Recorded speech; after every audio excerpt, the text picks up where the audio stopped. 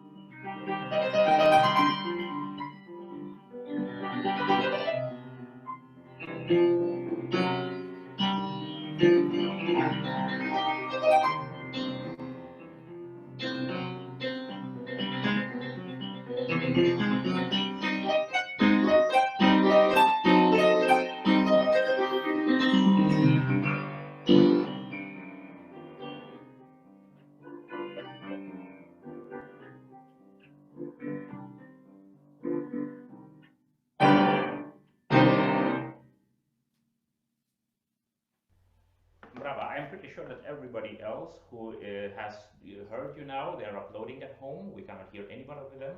But altogether, it is a wonderful performance and it's very polished performance. And there are not so many things that I will be able to tell you that will bring this performance to an either higher standard because it's already a very good concert level performance. And what I want to ask you first of all to do, just to make all the details to 100% level. Sometimes it is just it's obvious that you know everything, but sometimes it seems that you are not listening to yourself completely carefully, knowing that you have performed it for already like 20 times perfectly, so you know that the 21st time is going to be as perfect as ever. So some of the details are just like washed a little bit to the second plan, saying, I know that, it will happen still. But there are very important things here, the very core elements that will help us to channel the character of Beethoven even better. Everybody now is capable of seeing the score. We are working with the Händler score, Händler edition. I hope that everybody is capable of seeing this.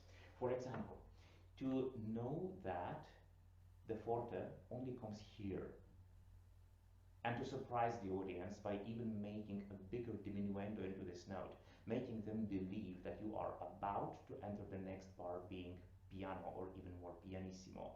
Si, si, and then suddenly something strikes their ears. So these little details like the diminuendo until the very last moment and then the big contrast. Or for example, like rinforzando and no diminuendo until the end of this phrase here.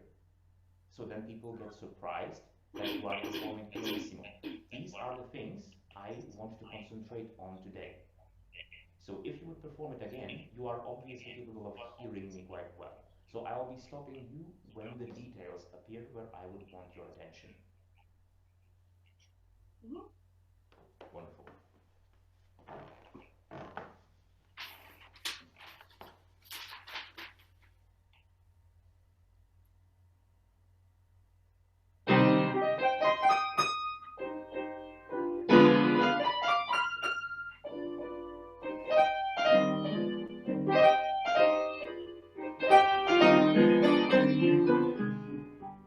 I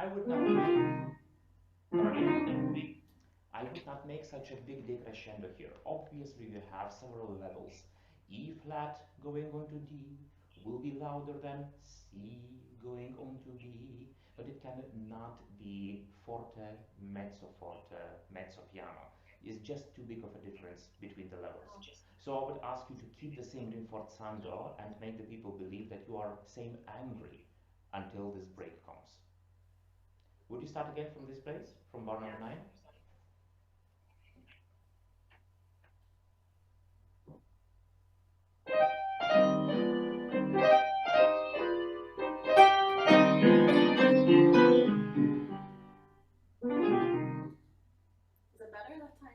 It is a little bit better right now, but I would still keep the loudness until the very end, making this sound something like this.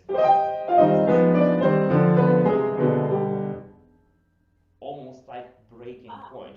Whether you wanted to have this melody to happen still, and so on. You have to make people believe that it just abruptly ended. Okay. Try this out.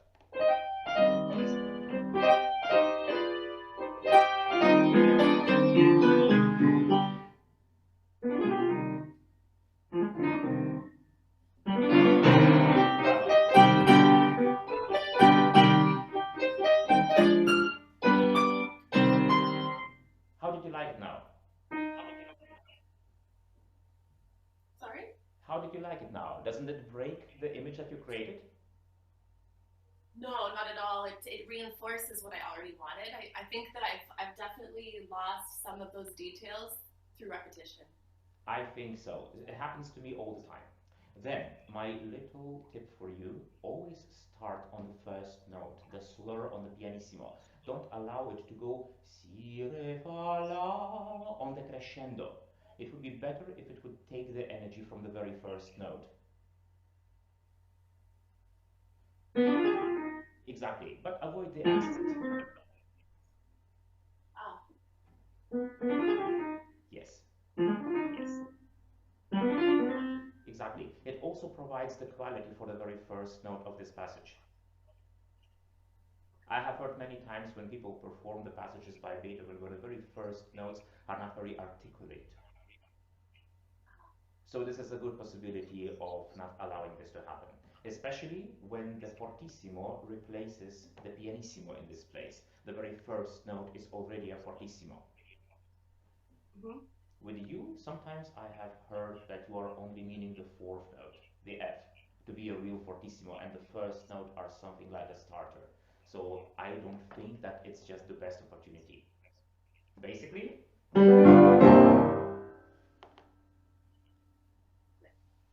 getting the surprise out on the very first note. Okay?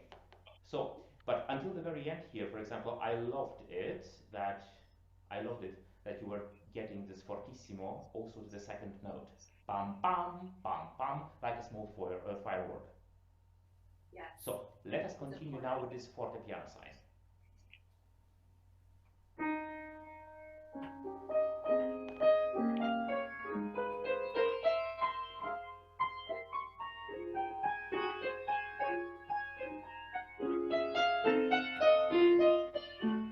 Thank you very much. So then also, until the very last note, try to get it to sound like we started a melody with our full breath here, and then we are out of breath by the end of this slur. Here at the end of your slur, I still hear a very hopeful crescendo, which must prepare us for the next bar. It eliminates the chance for the surprise. So I would first, you see how I practice those things, as in the very beginning stage of practicing of the text, I look at the Beethoven slurs, knowing that they are never coincidental. So basically I would start practicing like this. And I will stop. And before I stopped after the slur, I would try to make a diminuendo into the very last note of the slur, obeying to all the classical rules, knowing that the slur always starts on the most energetic, never pushed, never accentuated, but an energetic note, and it always ends on the very most silent note. Basically,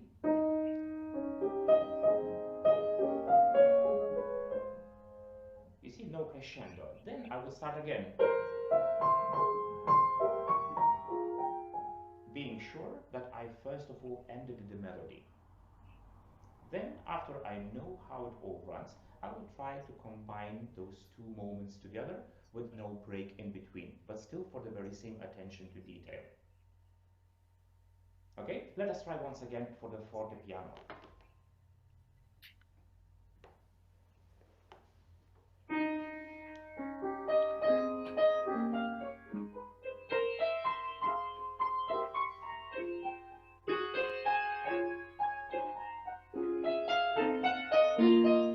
Thank you.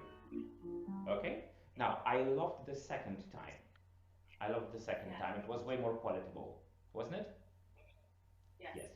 But what I didn't particularly love is the energy you put into the left hand here. I think you should see this as a more orchestral material, not as a piano material, where you would have to make a surprise in terms of getting the big accent out. You know, when in the orchestra you hear the horns making a signal, pow, and then going away with the sound. I think this would be the best sound to start these notes. It's still an attention grabber, but it's never an attention grabber in terms of pushing it at an accent. Do you agree? Yes. especially knowing how different should both of these themes be. The first theme being, and the second one supplying the audience with some oasis. So let us try once again from the fortepiano, now combining those links.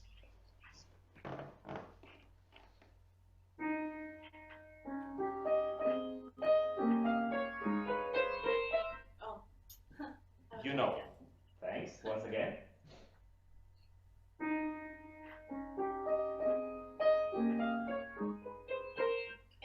It's like the last two notes. How about just trying to get this perfect and then a break? Just to know that you did all you could and not to jump into the next section altogether. Just finish it, like the end of the piece. Okay.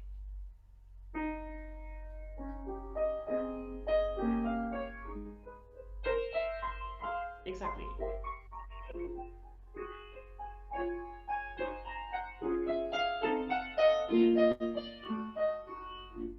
Thank you.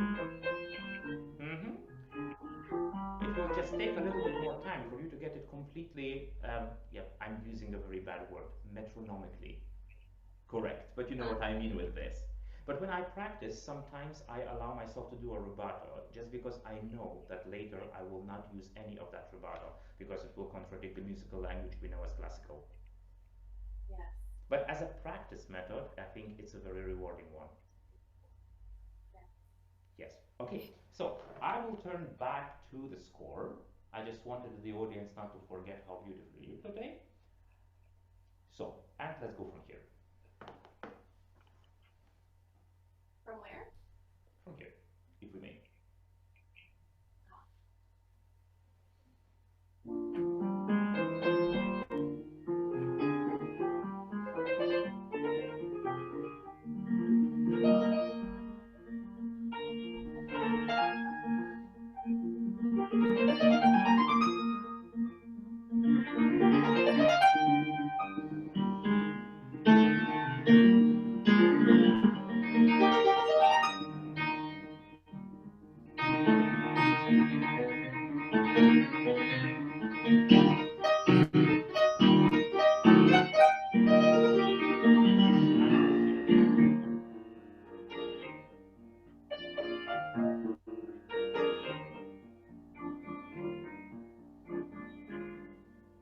Thank you.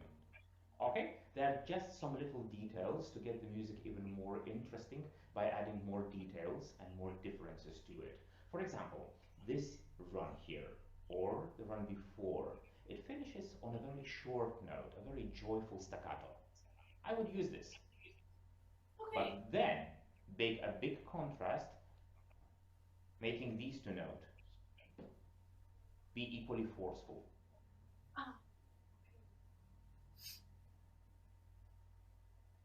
You know, Gintaras, before I forget actually about this metronome, because I hate using the metronome so much. And my partner, he's a jazz saxophonist, and he's shown me the beauty of using a drum kit application. And it's so fun, and you can switch it up in like a triplet feel or a halftime or quarter. You can switch it up depending on what you're doing, and it makes everything just a bit cooler. And it doesn't annoy me in the same way. I would just suggest that for anyone who doesn't like using a metronome. To make it more fun, we're using an app. Yeah, a drum app. Using a drum app, so you can play with like the best drummers that existed. You know. This is very cool. This is especially greetings for Jonas. Yeah. Okay, who is now online. So let us first of all look at those two little details here and see what reward are we getting from making these perfect. Okay? Would you start once again from this run and finish it on a very joyful staccato?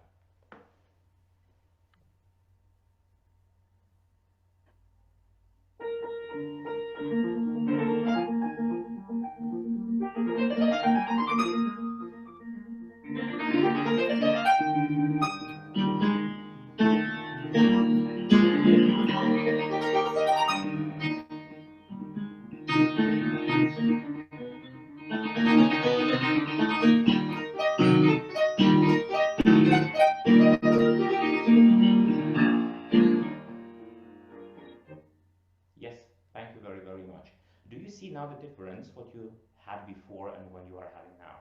It is just a very small difference, but it is something also that would keep me and my interest in practicing the piece that I obviously know as well as you know right now. This is a piece on a concert level. This is as obvious as it gets. But still, sometimes we're getting tired on practicing and practicing and practicing the very same material. We just want to basically move on to something which is more interesting for us by being new.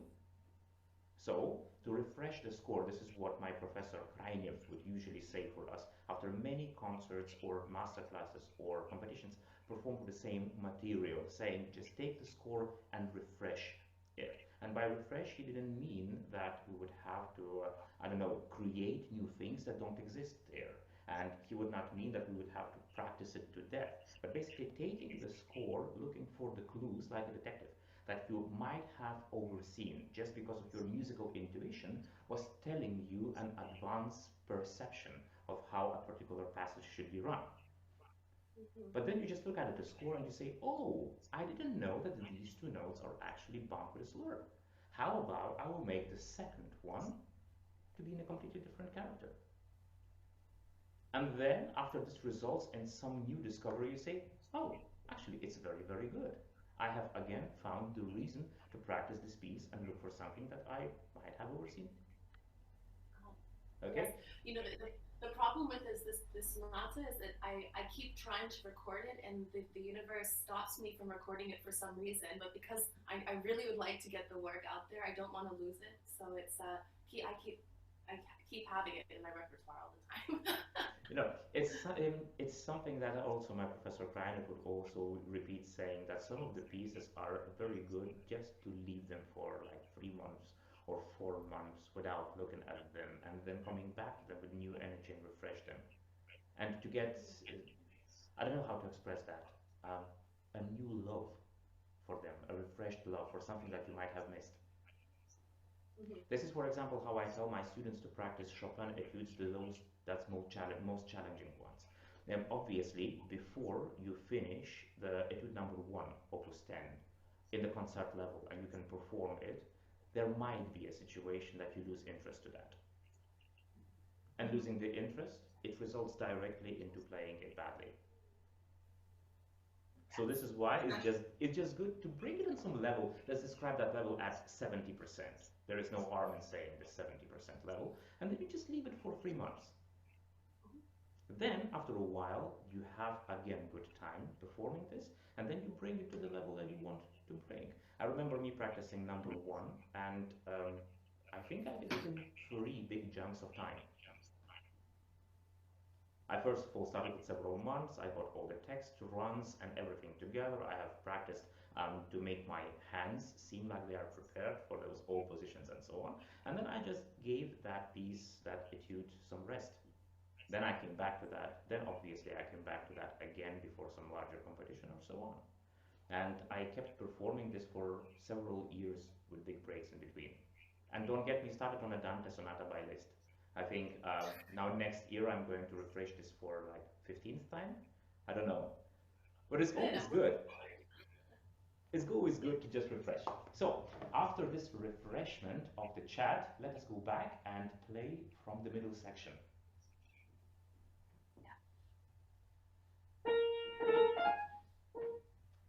What I mean by the middle section is after the first 2 pages. Sorry, there is something wrong with, yes, from the C major, bar 106. Ah, sorry. No worries.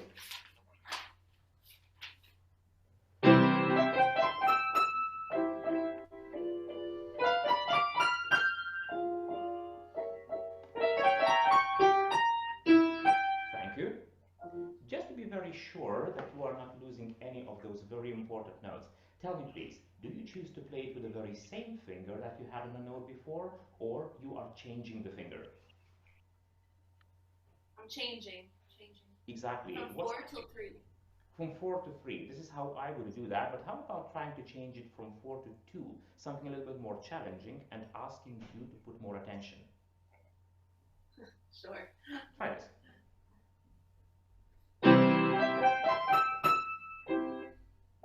Yeah, it feels nicer, actually.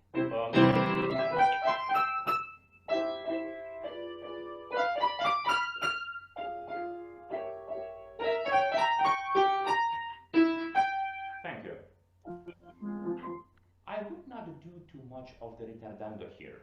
It sounds very nice with you, but you can attract some attention of the prophets of Beethoven's music that would tell you that ritardando not written into the score should not also exist. Yeah. And we don't know that attention to harm us. To express that mildly. So, and I don't want to go again about the 4-2 situation here, but the second finger, first of all, we are pointing with the second finger all the time. It is the finger that is that is one of the most powerful fingers we can use. So I would trust that finger just because of that. But also the trick, that function here is basically you have changed something. When I have trouble, somebody's trying to reach us, I'm not going to allow that. So sometimes when you have some particular run that keeps not happening, it is just good to reverse the fingering or reverse the phrasing if it's allowed, just to see whether your head can cope with new material. Adding a new finger to the score gets your attention back again to be fresh. So this is what I do all the time. If you have told me that you played it with 4 and 2, I would have changed it to 4 and 3. Okay. Just because it was new. I will keep it in mind for next time, for sure, to change those details. It helps me all the time when I'm trying to play, for example, a run, and then the run goes in 4 notes. Taka, taka, taka, taka, taka, taka, taka, taka, and I'm completely happy with that until one day when I'm not happy with that at all, just because it gets automatized. What I would do is I would change the pace from 4 notes to, let's say, 3 notes, making it a tarantella. Taka, taka, taka, taka, taka, taka.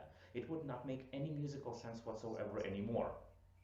But as a method of refreshing my mind and connecting my head back again to the fingers, it works a charm. Okay? Yes. So let's go back to Beethoven, and you are back again to where we stopped.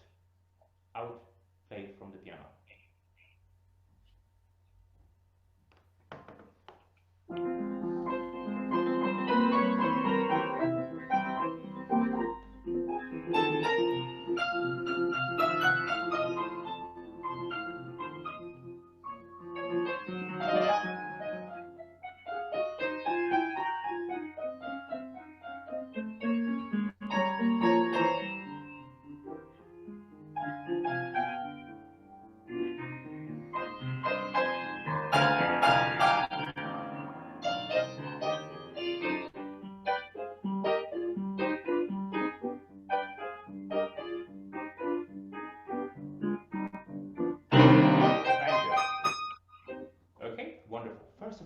This decrescendo would not be supplied with any kind of ritenuto. Oh, was I slowing down? I'm sorry. You were, because you are a very musical person. Thank you. You know what you need to think here a little bit like a master of puppets. You know exactly what is going to happen. And this is the best challenge for the musician to have, is to not allow anybody else to know what is happening in advance, because you are eliminating the surprise. Yes. This is what can get the audience actually to the exalting moments in the concert experience, is to be surprised, just like Beethoven used to be surprising his audiences and making his career known as a person whom you can never trust on stage just because of the fortes that would come immediately after the pianos and nobody would expect. Mm-hmm. So, one more thing for you here. I would want to hear a little bit more articulation in those slurs. It seems that you are playing a very long line with a beautiful sound, I will give you that. But I would want to have every of the new slurs to start with the new energy. I mean, this note here. Basically, saying that the last G sounding like the end of something, before you again enter the B. On a longer span, yes. On a longer span, you will keep the very big melody. It's a given, because you know that it's part of the very big picture. But what you would supply this picture with some details. As we speak, we do articulate some particular syllables. So this is nothing else than just articulation that would get some syllables out from the picture. So what I want to ask you is to play to me all the slurs just like we see in the notes with a little slight diminuendo for the end of it. Especially this slur that starts on an A and finishes on a B. It starts on the third beat, making it a syncopated note. I will use your score because I didn't get the chance to get the same score as you, and in the Peters edition, it's of course one big one. Oh my God, okay. So there's one more point for us. You see, I should say to the audience, there are lots of different scores, and all of those scores, they have different merits. We just live in the times right now where we are expected to be performing as authentic, I'm using these, as authentic as we can. And the authentic today means performing from urtext. In the end of the 19th century or beginning of the 20th century, where these Peters editions were created, it was a completely different approach to music and to performing altogether. Each performer was a co-composer in the first place. So if you would see the score by Beethoven, he would be able to alter that score upon his own or her own musicality. I would invite everyone to listen to recordings by Busoni, for example, where he would allow himself not to finish the piece by Chopin and immediately jump into the next piece several bars before the end of that, just as a set like DJs do right now. So it was kind of a fashion at that time. And what we are trying to do right now is to go back in the time and perform Beethoven, perform Bach, perform Haydn as we suppose they could have been performed in those times. Where I am a skeptic of that is the instrument is obviously completely different. Today we have completely different sound possibilities as these composers used to have in their time. We will never be authentic just based on that. But I have studied the scores by Henle, I have studied the scores by Peters, and I should say there is lots of merit in the Henle edition just because it supplies the audience with way more surprises, keeping them in a very fresh connection with this music, not allowing them to feel that Beethoven is some old guy of 200 years old, which shouldn't be relevant today. How do we manage this? By making all of those little slurs and by surprising the audience with articulated notes in the points where they don't expect us to articulate at all, we are getting their attention. They are not expecting something and suddenly it appears. So it's kind of a nice feeling that gets the sonata of 20 or 30 minutes to go like 5. Just because they're always involved. Okay, so with that being said, let us go back to those slurs and see whether you can follow along and read them maybe a little bit with the uses of computer. You see, he does it like this. Okay.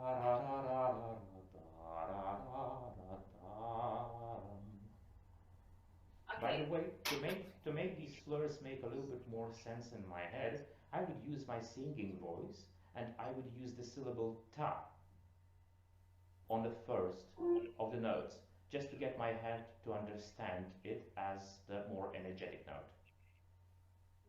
Okay. So if you would start from the F minor, yes.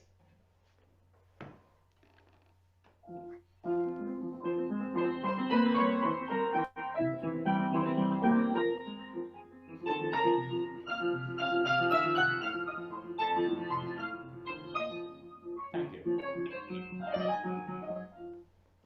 As grouping, it now worked perfectly. Now connect that with the sound of Karolina, which is obviously a very singing sound. Leave behind anything that says beat and take everything what you can have as a merit. Okay. Basically combining the articulations with your original singing sound.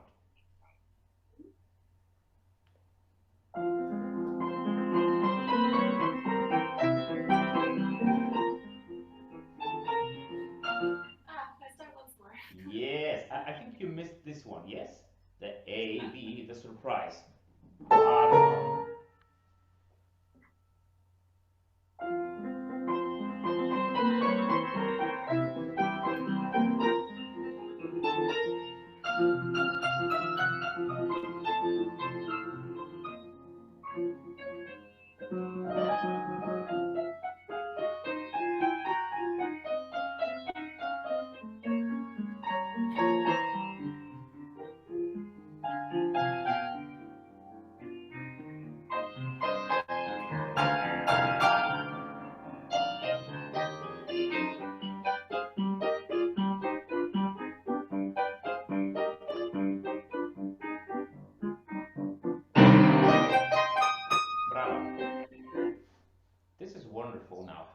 like not making any ritenuto? Better. It sounds better. It doesn't feel as nice, but it sounds better, so that's more important.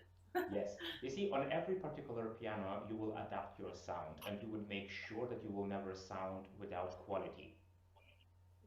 But it's a question merely of each of the pianos. Some of the pianos will sound a little bit more like wood. Some of the pianos will sound a little bit more like metal. So yeah, be sure to adapt your sound. This piano was for over a year, so. Oh, this is way better than some of my students have. I'm looking at my students. So let us go back again a little bit to one place which I particularly want to notify you about. For example, all those small slurs that you are having here, they will all develop, hello. These small slurs that you are having here, they will develop eventually into the very big slur happening in the left hand. I want you just to see what is happening here. You see, the left hand gets the slurs to get larger and larger and larger. So this is the backbone that keeps all the things that you are doing in the right hand in the very same, how do you call this? In the same energy, in the same drama. So whatever you do, don't allow the phrasing ta-ra-ra, pa-ra-ra, pa-ra-ra, pa-ra-ra enter the left hand. All of those forzandi and so on, they are only the part of life of the right hand. They don't involve the left hand whatsoever. Yes. So from what I heard right now, you might sometimes have interest in playing these chords and the G in the left hand just with one same hand, just to see how it sounds if you have to jump all the time. In a very slow tempo, I would practice like this just to adjust the sound of both hands.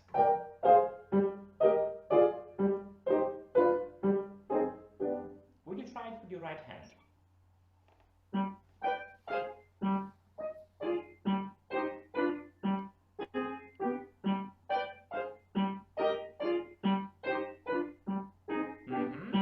For that one, you also want to go already down below into the G in the large octave. But still, what I wanted to achieve with this, just for you to see this as part of one same line, which happens to be divided into two hands. Your hands sometimes sounded quite equally, but sometimes the left hand saw itself as a part of a completely different piece of music. And I think it works just the best if you give the energy from right to left, back to right, back to left, and so on. Okay. Yeah. Just like the string orchestra would divide the material between two groups, but try to make the same articulation in their sound. Would you try it once again with both hands now, with knowing what I want to achieve? Yes. Can I start a little bit earlier? Maybe Please bar do.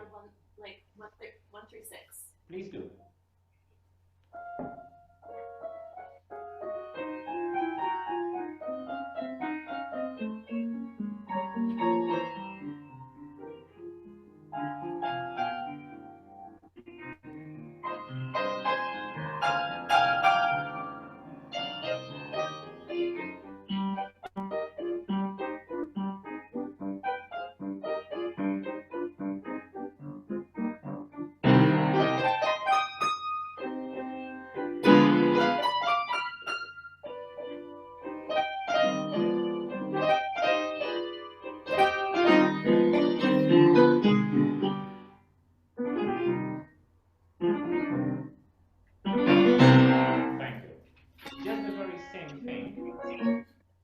Same thing here. Start on the very first note with the energy you want to have for the whole run.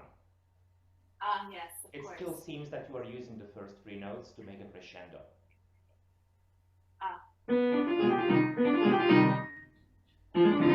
Just in a pianissimo. Better, yeah. But just in a pianissimo. Of course.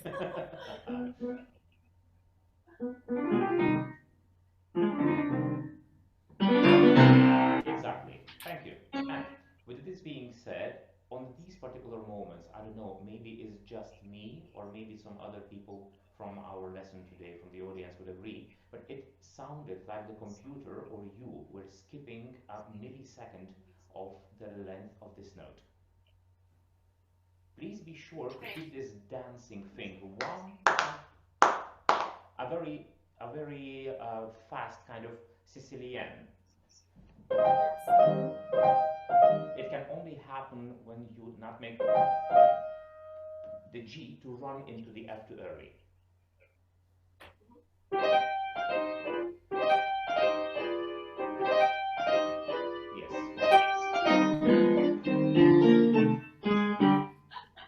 Obviously, it is the way for that note, by being long, to keep its character.